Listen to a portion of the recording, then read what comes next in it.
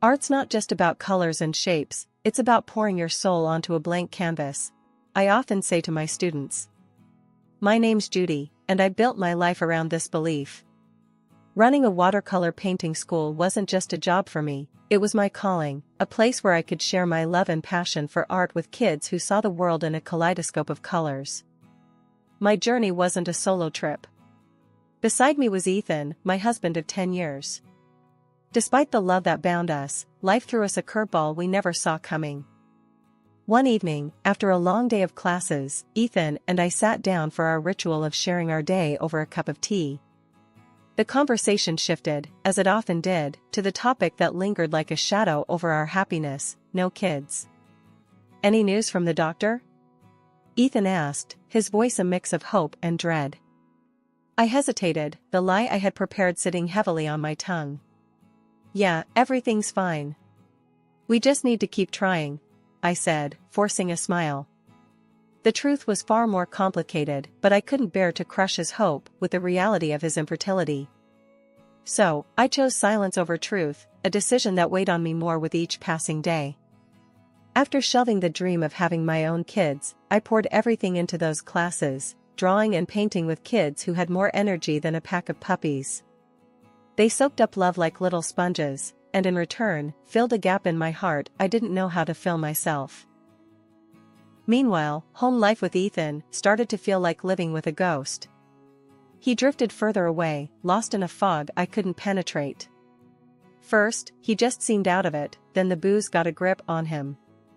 Before I knew it, he was out of a job, and we were out of sync. But I wasn't about to bail.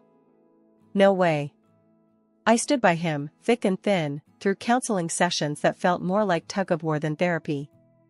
"Ethan, this isn't you," I'd say, trying to reach him, to pull him back from wherever he was slipping away to. "You're stronger than this. We can beat this together." But it was like talking to a wall. And when he finally decided to switch careers, I didn't think twice about footing the bill. "It's a fresh start, babe. I believe in you," I encouraged, clinging to a hope that felt more fragile with each passing day. The school became my refuge, a place where I could lose myself in the laughter and chaos of kids painting their dreams. Mia, my right-hand woman at the school, kept the ship sailing smoothly, or as smoothly as one could with a crew of pint-sized Picassos. "Hey, Judy, you need to see this," Mia called out one afternoon, her voice cutting through the din of the classroom. I walked over, expecting another paint spill or a marker masterpiece on the wall. Instead, she was grinning, holding up a drawing one of the kids had done. "Look, it's you, superhero style. Cape and all." I couldn't help but laugh, the image of me as a superhero, cape flying, wielding a paintbrush like a sword, brightening my day. "Guess I need to add saving the world, one painting at a time, to my resume," I joked. Mia's laughter joined mine, a moment of lightness in the midst of my jumbled life. But as the laughter faded, the weight of reality settled back on my shoulders. Ethan's struggles at home were a stark contrast to the joy and simplicity I found at the school. One evening, after a particularly long day, I found Ethan on the couch, a bottle in hand, staring blankly at the TV. The sight was becoming all too familiar, and my patience was wearing thin. "Ethan, we talked about this. Drinking isn't going to help anything," I said, my voice sharper than I intended. He just shrugged, a gesture that spoke volumes of his resignation. "What does it matter, Judy? It's not like I'm good for much these days." The hurt in his voice cut me deep, but I was running out of ways to pull him back. "You're good for more than you know. But you've got to want to see that for yourself." Our conversations were a broken record, my words never quite reaching him. And as much as I wanted to save him, to save us, I was only one person. I couldn't carry us both, not when he wasn't willing to stand up. The gap between Ethan and me grew wider, a chasm filled with unspoken words and missed connections. And as I threw myself into my work, into the school that demanded so much of me but gave back tenfold, I couldn't shake the feeling that I was losing Ethan, piece by piece. As my home life started to feel more like a silent movie, the kind where you can see the mouths moving but can't hear the words. Mia, my friend and the rock star administrator of my art school, became my soundboard.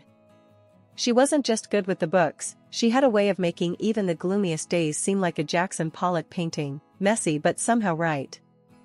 Mia had this habit of popping over to my place after work, under the guise of discussing school stuff, but we both knew it was more about unwinding with a glass of wine and letting our real thoughts fly. One of these evenings, she came bouncing in with a sparkle in her eyes that wasn't just from the reflection of her ridiculously oversized earrings. "Judy, you won't believe it," she gushed, plopping down on my couch with the grace of a cat landing on a soft pillow. "What's up?"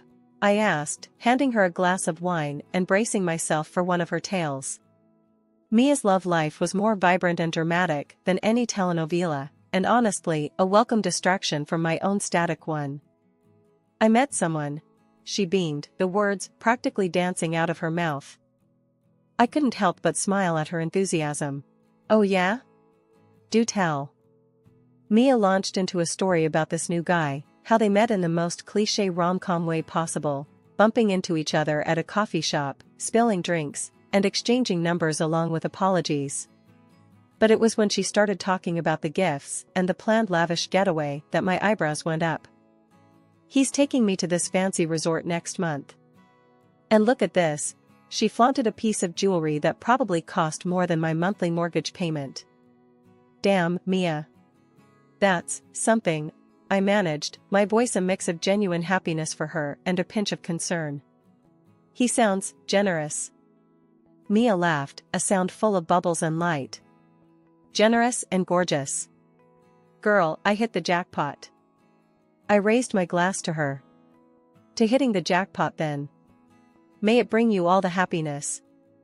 But as the night wore on, and Mia's stories of grand gestures and pricey presents piled up, a nagging thought crept into my mind. It wasn't jealousy, no, it was worry. Mia was my friend, my confidant, and here she was, getting swept up in a whirlwind that sounded more like a hurricane in the making. "So, this guy, he's for real, right? I mean, all this bling and trips, it's a lot," I ventured, hoping my question didn't sound as blunt as it felt. Mia's smile didn't waver, but her eyes flicked away for just a split second. "Yeah, of course, he's real.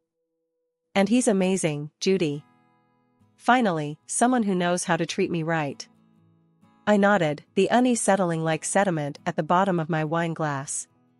"Just, be careful.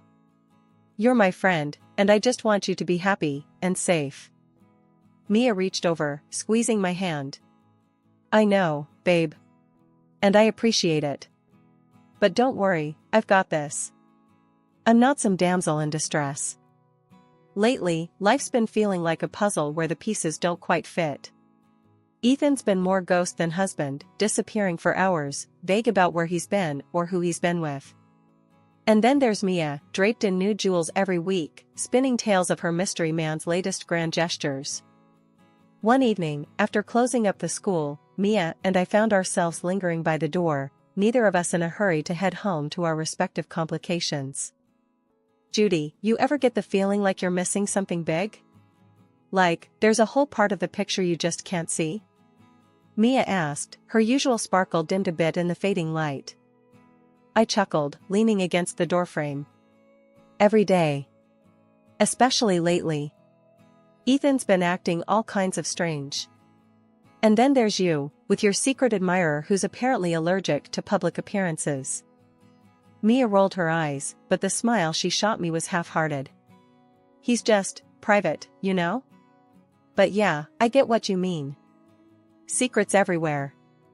The air between us was thick with unsaid words. It felt like we were both skirting around the edges of a truth neither of us wanted to acknowledge. "Speaking of secrets," I ventured, "you ever gonna introduce us to Mr. Wonderful? I'm starting to think you made him up." Mia's laugh was a little too quick, a little too sharp. "Oh, come on, Judy. Why would I make something like that up? He's real, and he's amazing. Just complicated." "Complicated how?" I pressed, curiosity getting the better of me. She hesitated, then sighed, a sound heavy with things left unsaid. It's just his situation. It's not exactly straightforward. But we're happy, and that's what matters. I nodded, though her words did little to ease the knot of concern tightening in my stomach. Just be careful, Mia. I don't like the sound of complicated. We locked up and headed our separate ways, the conversation lingering in my mind like a stubborn fog. The more I thought about it, the more I realized how much I didn't know about what was going on with Mia, or with Ethan, for that matter. Amidst the whirlwind of doubts and half-truths, one day Mia dropped a bombshell that made my already tangled world stop spinning for a moment. We were in the back room of the school, surrounded by paints and brushes, a scene of vibrant chaos that suddenly felt too constricting. Judy, I've got news. Mia started, an unusual hesitance in her voice that immediately put me on edge. I'm pregnant. For a moment, all I could do was stare at her, the news sinking in. Pregnant? Mia, that's huge. Congratulations. I managed, the words feeling inadequate for the magnitude of her revelation. She smiled, a mix of joy and something else I couldn't quite place. Thanks, Judy. It's a bit of a shock, but a happy one. We're excited. The word "we're" hung in the air, heavy with implications. So, I ventured cautiously, does this mean there's a wedding on the horizon? Mia's smile faltered, and she looked away, fidgeting with the hem of her shirt. Well, about that. He's still married. Needs to sort out a divorce first. The room seemed to grow colder, the air thicker. Married? I echoed, my mind racing. Mia, you're dating a married man? Her defensiveness flared up instantly. It's not like that, Judy. We love each other. He's going to leave her, it's just complicated. Complicated. There was that word again, a convenient cover for a multitude of sins. Mia, how can you think this is okay? You're messing with someone's family. That's not right. The words came out harsher than I intended, but the situation was a slap to my sense of right and wrong. Mia's face hardened, her usual openness shuddering closed. I thought you of all people would understand. It's not like I planned this. Love doesn't follow rules. Her justification stung, a reminder of the moral mazes we find ourselves in. Understanding doesn't mean agreeing, Mia. This is someone's family. Think about what you're doing. She stood up abruptly, her chair scraping loudly against the floor. I didn't come here for a lecture, Judy.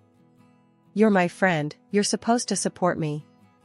The conversation ended there, Mia storming out with a mix of anger and hurt swirling in her wake. I was left standing amidst the clutter of our shared space, feeling the distance between us stretch wider than ever. The day was supposed to be straightforward, pack, head to the airport, and catch the flight to oversee the new branch opening. But life, as I've come to learn, rarely follows the script. I was halfway to the airport when my phone buzzed with an alert. A storm warning. Great. Within minutes, another alert followed, the kind that sinks your stomach. Flight cancelled. Fantastic, I muttered, pulling over to regroup. The thought of going back home wasn't appealing, not with the tension between Ethan and me reaching new highs. But what choice did I have? Turning the car around, I decided to surprise Ethan. Maybe an unexpected afternoon together could mend some fences, or at least offer a distraction from the storm brewing outside and in our lives. Pulling into the driveway, I noticed Mia's car parked out front. Odd. She knew I was supposed to be gone. Maybe she's here for Ethan, I thought, a pang of irritation at the intrusion. I didn't bother to announce my return, curiosity pushing me to find out what was so important that Mia needed to see Ethan in my absence. The house was quiet, too quiet, as I made my way inside. The scene I stumbled upon in the living room stopped me cold. Ethan and Mia, lost in an embrace that was anything but platonic. My heart thudded painfully against my ribs, a mix of betrayal and disbelief washing over me. Ethan? My voice sounded foreign to my ears, sharp with a betrayal I never saw coming. They sprang apart, guilt and panic written all over their faces. Ethan's mouth opened and closed, no words coming out, while Mia couldn't even meet my gaze. Judy, This isn't what it looks like, Ethan finally managed, the lamest of excuses falling flat between us. I laughed, a sound bitter and hollow. Really? Because it looks pretty damn clear to me. What's going on, Ethan? Mia finally found her voice, a shaky, Judy, I'm so sorry. That did nothing to soothe the sting. Sorry? For what, Mia? For betraying me? For lying? Or for something else I'm about to find out? The questions poured out, each one laced with a pain I hadn't expected to feel. Ethan tried to approach me, hands outstretched as if to bridge the gap with a touch.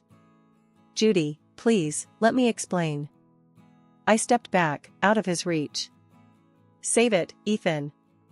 I've heard enough lies to last a lifetime. Turning to leave, I couldn't resist one last question, and need to understand the depth of their deceit. How long? Their silence was answer enough. The drive to the lawyer's office was a blur, my thoughts a tornado of anger, hurt, and disbelief. How could I have been so blind? How could the two people I trusted most stab me in the back? Sitting across from the lawyer, the words spilled out, my decision final. I want a divorce, and I want it as clean and quick as possible. The lawyer nodded, his expression one of professional sympathy. We'll take care of everything, Mrs. Thompson. You won't have to deal with him directly anymore. Good, I replied, feeling a semblance of control for the first time in what felt like forever. And one more thing. Make sure he gets nothing. I've supported him enough. The ride home was a mix of tears and determination. I was done crying over a man who had so little regard for our vows, our history. It was time to rebuild, to focus on me and the things that truly mattered. The day after my world turned upside down, I decided it was time to clear the air, once and for all. I called Ethan and Mia to the living room, my resolve steel. There was no room for lies, no space for excuses. Ethan, we're gonna lay it all out now. No more hiding, no more games, I started, my voice steady but cold, echoing off the walls of the home we once shared happily. Ethan couldn't meet my eyes, his guilt a tangible presence in the room. Mia, on the other hand, looked defiant, ready for a confrontation. You, I pointed at Ethan, betrayed our marriage. You've been drowning in booze instead of facing our problems, too lazy to keep a job, let alone work on us. Ethan opened his mouth, maybe to defend himself, but no words came out. He just sat there, looking smaller than I'd ever seen him. Then I turned to Mia, my fury unabated. And you, I brought you into my life, gave you a job, trusted you. And this is how you repay me? Mia snapped, her facade cracking.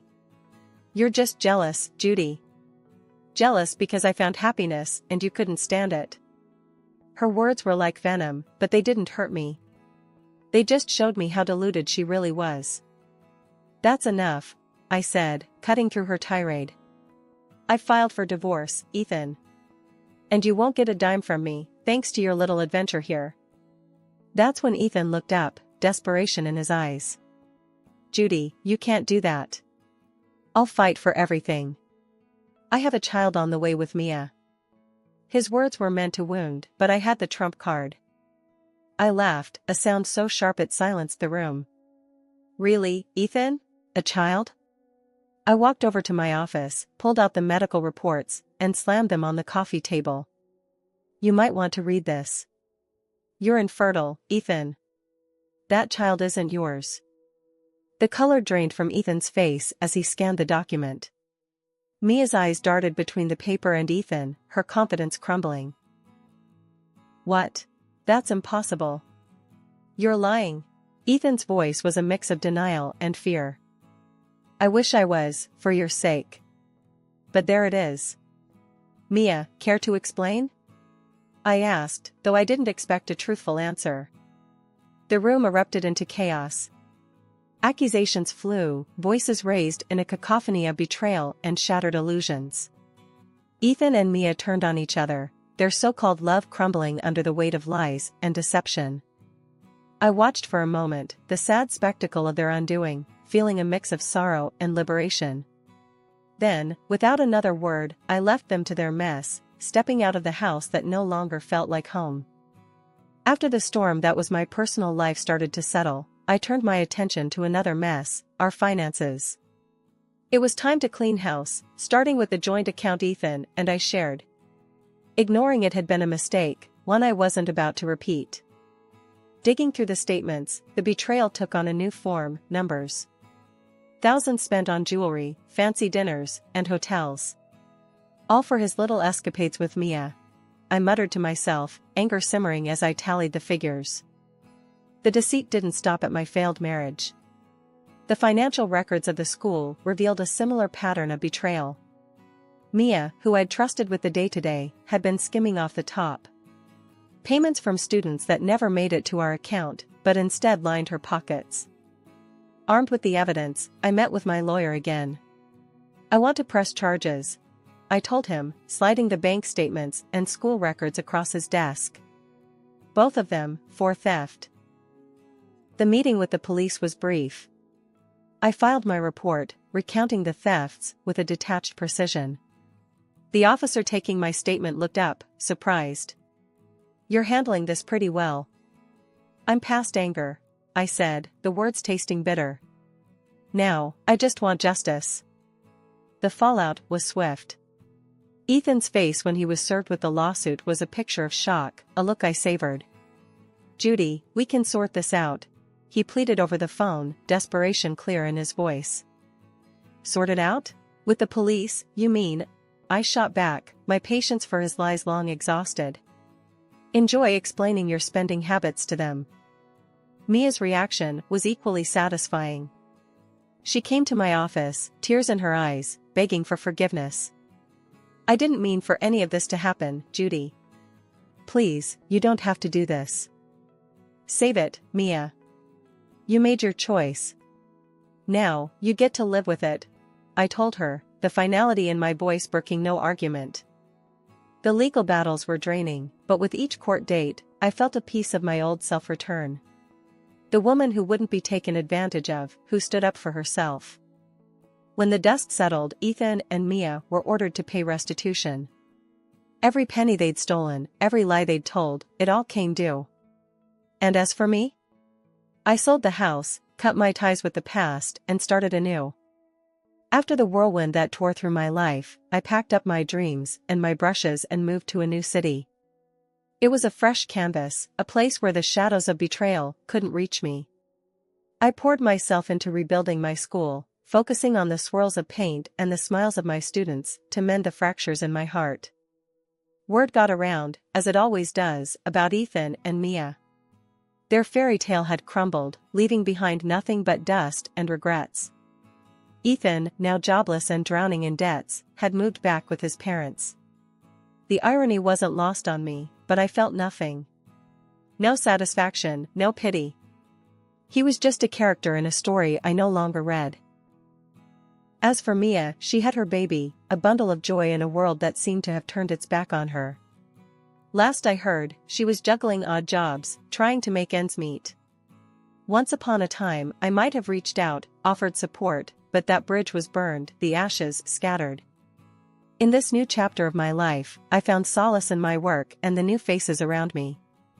The city offered anonymity, a chance to redefine myself without the whispers of the past nipping at my heels.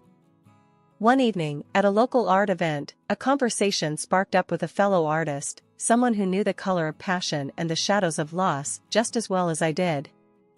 "You've got a unique style," he said, eyeing one of my pieces. "There's a story behind these colors, isn't there?"